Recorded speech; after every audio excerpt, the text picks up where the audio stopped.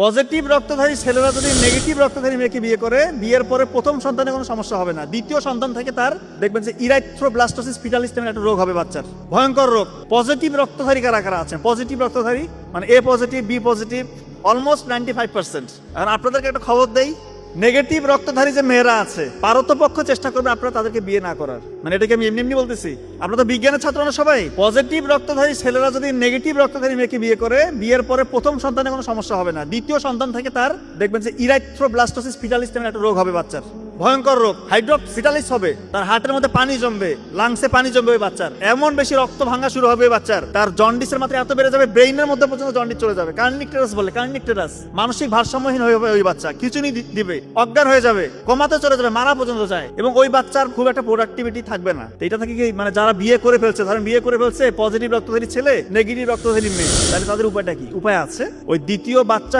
যখন পেটে চলে আসবে তখন 28 সপ্তাহে একটা ভ্যাকসিন দিতে হয়, এবং বাচ্চা হওয়ার 24 ঘন্টার মধ্যে একটা ভ্যাকসিন দিতে হয়। তাহলে আল্লাহ চাইতো সে অনেকটা সেফ গার্ডে থাকবে। যেহেতু বিয়ের আগে একটা অপশন আছে, আপনার সম্ভব হলে এটা একটু এড়িয়ে চলবেন। আর নেগেটিভ রক্তধারী যে ছেলেরা আছেন, আপনারা যাকে ইচ্ছা বিয়ে করতে পারেন, কোনো সমস্যা নেই, কোনো সমস্যা নেই। আর অপরদিকে পজিটিভ রক্তধারী যে মেয়েরা আছে তারাও যাকে খুশি বিয়ে করতে পারে, কিন্তু নেগেটিভ রক্তধারী মেয়েদের এই সমস্যা।